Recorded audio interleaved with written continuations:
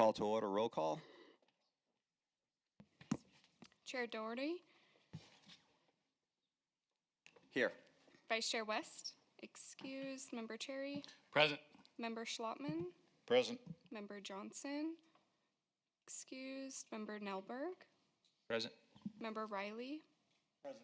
Member Loden, excused. Member Ortiz-Thompson, Present. you have a quorum. Announcement regarding compliance with open meeting law. We are compliant. Public comment. Comment during this portion of the agenda must be limited to matters on the agenda for action. If you wish to be heard, come forward and give your name for the record. The amount of discussion, as well as the amount of time any single speaker is allowed, may be limited.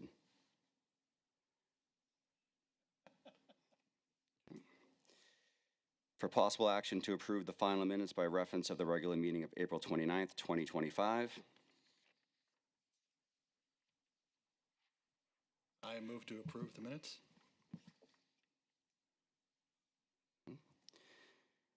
Report by Tracy Reich, Redevelopment Manager, regarding redevelopment Excuse me, area Chair. incentives. Oh, A vote has to be made on the item before you can move on to the next agenda item. make a motion. Through the chair, is there a button to press, or we just verbal? Is that how it works? Verbal?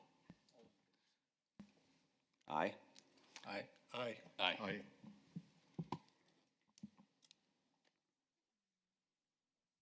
Abstain. Motion carries. Report by Tracy Reich, Redevelopment Manager, regarding redevelopment area incentives. Yeah, there we go. Good afternoon, everybody. Getting used to the new digs. This afternoon, we're going to present an overview of our current incentives in preparation for updates to those, and then introducing a new incentive that we would like your input on. Our current incentives start with our visual improvement program, which is the longest running incentive that we have. It encourages property owners to improve their physical appearance of their building, to eliminate blight. These are for exterior renovations only.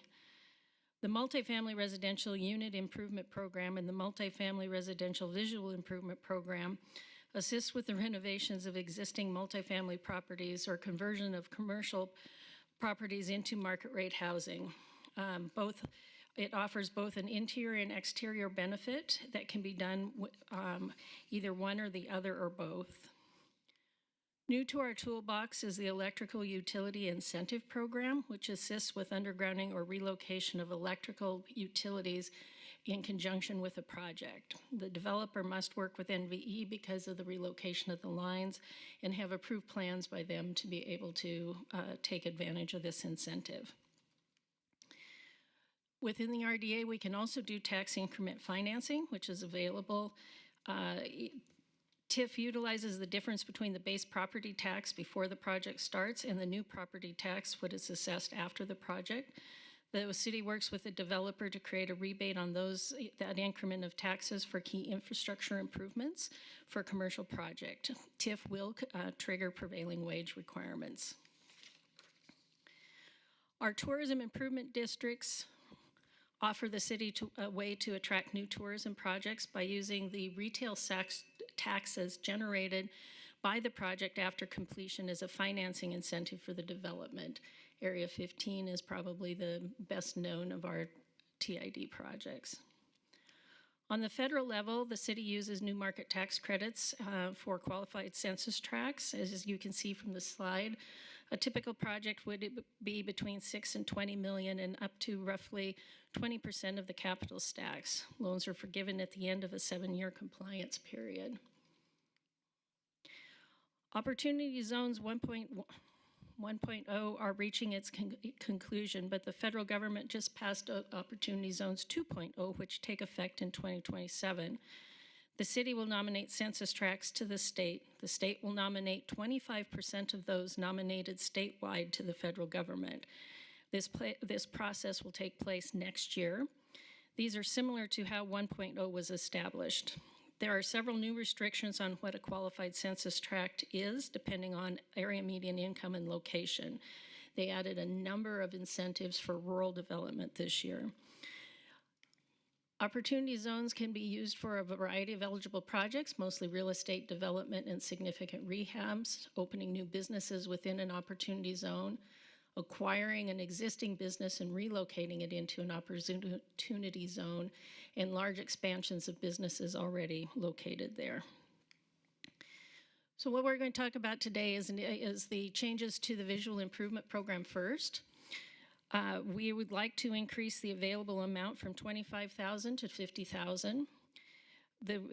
We'd create a new targeted area where the 2-to-1 match that is currently involved is not required.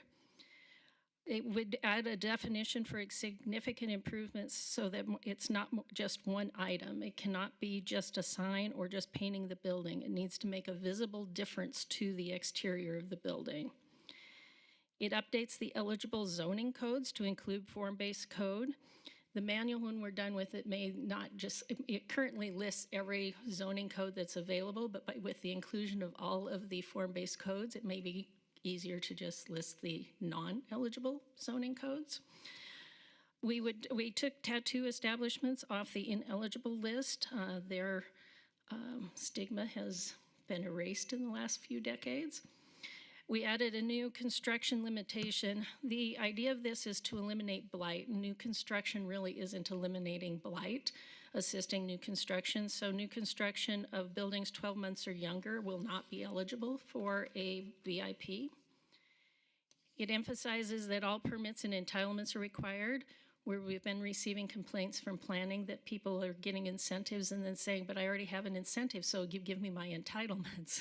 And we getting a little sideways with planning, so we're fixing that with that. We also want to emphasize that there is only one incentive per APN per year, so that we're not layering an incentive upon an incentive for something that was already improved. On the multifamily rent program, first is to change the name from the very long, cumbersome name to multifamily renovation program.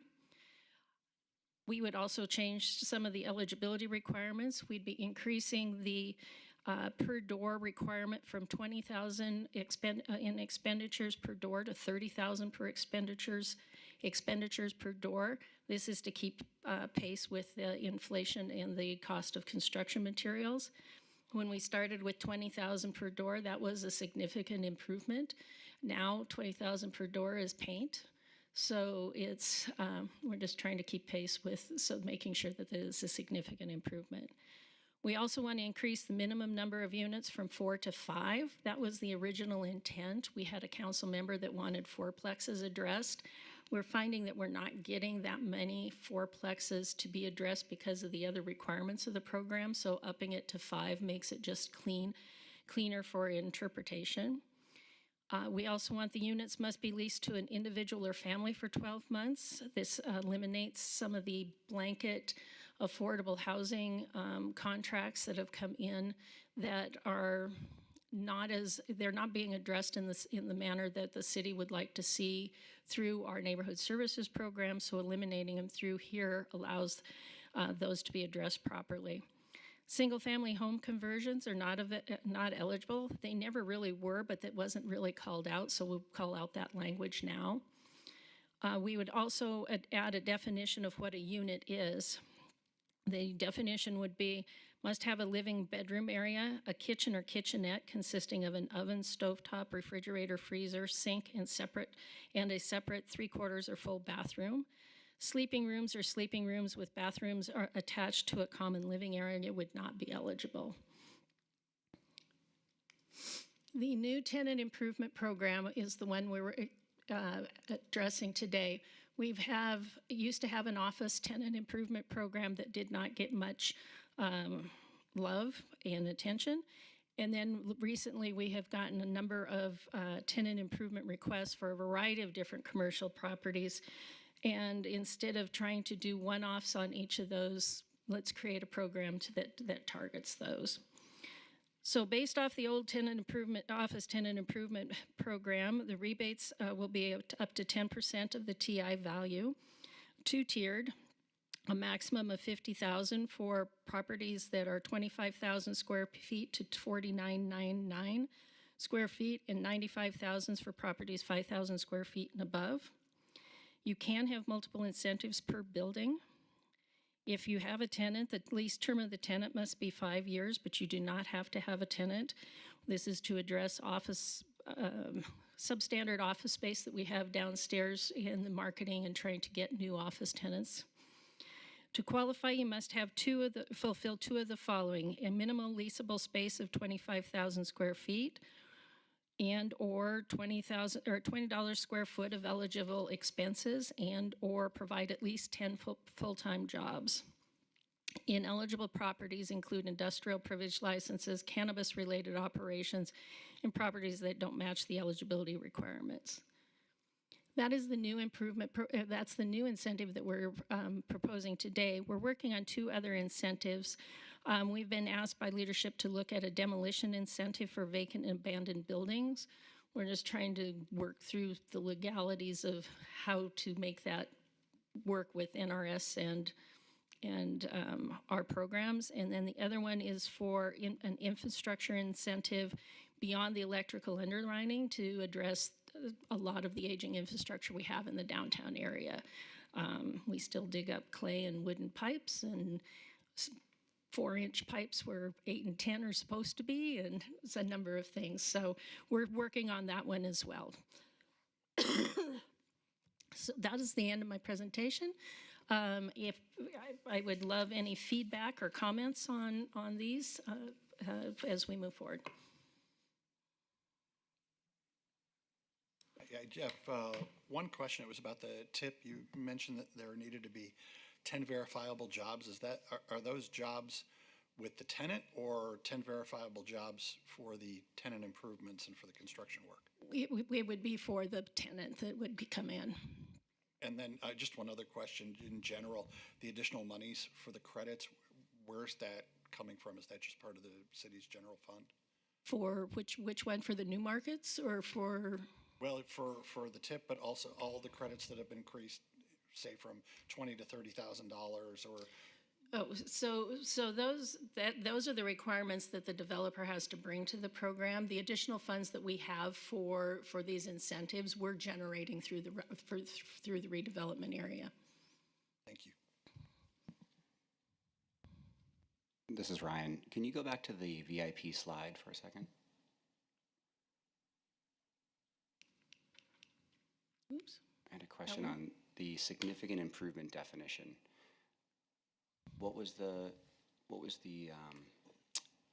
you named a few things that were going to be added to the visual improvement. So currently it just says that it must be a significant improvement, but it doesn't define what a significant improvement is. And a lot of times we get an inquiry that says, hey, I want to put up a sign, or I would just want to paint my building.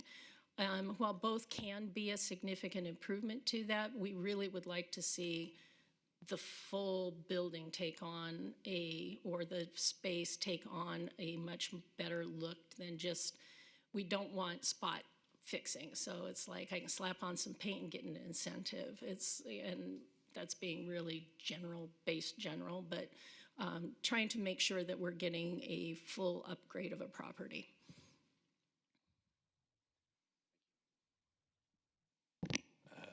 Hi, Tracy. Sam Cherry for the record. I think it's fantastic. I think the VIP program's been around for a long time. It's nice to see it increase. And we've seen, in the last 6 or 7 years, construction costs go up drastically. And for this to catch up, we've seen our tenants utilize this. We've utilized the different programs. It definitely helps bridge the gap or get something over the finish line. And I know sometimes people are critical on incentives, but we've certainly seen in the Arts District and Fremont East and places where it's been deployed that you're now seeing the base there for sales tax and different revenues that never existed before in a really short amount of time. So it feels like it's well above what the incentive is. You can quantify it that way, but I think it's fantastic. Thanks for the presentation, Tracy. Trinity Slotman for the record. And I had a question. You mentioned something about only one VIP per APN number per year. Is that correct? correct? That is current. We have been pushing that envelope a little bit, and it's making some people a little uncomfortable, so we just wanted to reemphasize that. Okay, and the only reason why I bring that up is because you have certain properties, especially in the Arts District, like the Colorado, that has like Echo and Bargenza and Palette on the first floor. You have the building on 3rd and Colorado with LGA, the Las Vegas Brewing Company, and then Salone de Mobile, and then you have like the Abel Baker building, and where Viking Mike's is going, also has a district and stadium and horse trailer hideout. So if you know, I understand if the building owner comes in and tries to get this to improve the entire building, it makes sense. But let's say if one of the tenants comes in first and they get this VIP, if somebody comes in just 2 months later, they would be disqualified from applying for this, and it could be a totally different concept, 2 different people, you know. And has there been any thoughts into that? That's how we've been stretching it a little bit and things. I'm happy to go back and review that with council and with leadership to see how we can address that. Yeah, I mean, because even if it was something in regards to particular projects such as that, even if you reduce the VIP, if it's a multi-tenant building, and gave each one of the tenants the opportunity to get a smaller amount, because you know, if we're looking at some of these projects, there's really not a whole lot for the tenant to come in on the exterior. If we take a particular project like the 3rd and Colorado building, where the landlord put in the awnings and cut all the exterior block walls and the windows and made the drastic improvement, or you know, some of these other buildings where the landlord comes in and really improves outside the building, like the Colorado or One East Charleston, where they're putting in all the money. There's not a whole lot for each of the tenants other than you know, signs, and there may be some other items like awnings and things that they can do to embellish outside of the building. So I don't know. I would encourage y'all to just try to take a look at that, because at that point there might not be an opportunity for anybody to spend the full 50 grand. And so that's it. Thanks. Thank you.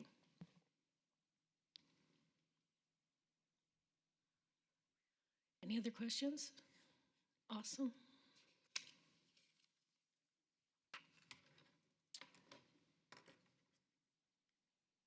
Report by Tracy Reich, Redevelopment Manager, regarding an update on the establishment of Redevelopment Area 3. Good afternoon, Tracy Reich, Redevelopment Manager for the record. Just wanted to keep you guys appraised of how we are making progress on Redevelopment Area 3. We were in front of Planning Commission in August and received great support from that. Thank you, Member Schlattman. That was really nice of you. I actually incorporated a few of your comments into our presentation for City Council in September. The RDA Board and the City Council also were enthusiastic and passed that. We are in the process of putting together the checklist and a schedule for the staff to go out and do the blight study. We've created, I don't know if we have overhead here. Do we have overhead here? We've created a one-page leave behind flyer. Oh, good, there it goes. That will be English on one side, Spanish on the other side, that when the staff are out in the field, the one thing that was relayed before is that the staff would be out in the field doing the blight study, and if somebody came up and asked them questions, they didn't have anything to leave behind before that. So wanted to have a flyer for them to, with just the general, this is what's happening, what's going, and how it's progressing. Give them a QR code and a link to be able to get to a website where we will keep these things up to date. We're coordinating with Neighborhood Services and Ward 3 to piggyback on community outreach with that. So while we're required to come back after the blight study and a draft plan to do the requisite planning neighborhood meetings, we want to do much more outreach than that. And so we're trying to piggyback on the efforts of the ward and Neighborhood Services to start early and often with outreach. And that's where we're at today.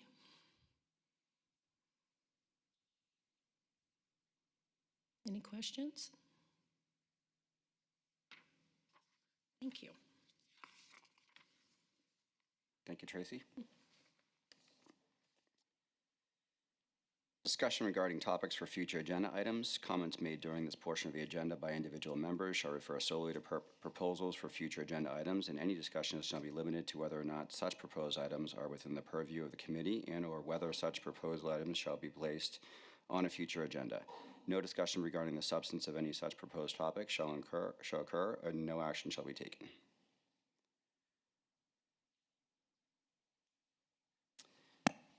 Through the chair, I have one quick question. Sam Cherry, is there, I constantly am asked about new capital improvement projects that the city's doing in public right-of-way, and really in the Arts District where there's like just a buzz of activity happening, and it's by store owners or residents and stuff. Is there any place that I can direct them to? Is there anything on the redevelopment agency site or anything that you can think of that comes to mind? If not, no problem. That's a great question. That would, Public Works, I would hope Public Works would, but I do not know if that exists. And that's a great thought that it could be on the EUD site, because we do reference those projects when we're marketing, hey, you should come and develop here and things. The city's investing X in infrastructure and things going on and stuff. I will do some research and find that out.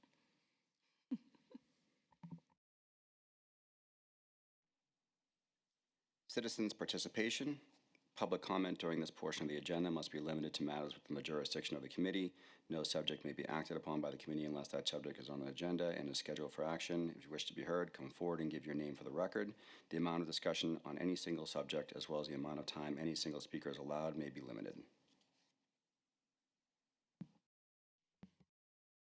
Raven Cole, Management Analyst, Economic and Urban Development. I just was going to inform you all of the proposed meeting dates for next year. I will be sending an email with this information, but just so you know, we have January 27th, April 28th, July 28th, and October 27th, 2026. And like I said, I'll send you guys an email shortly with the same information.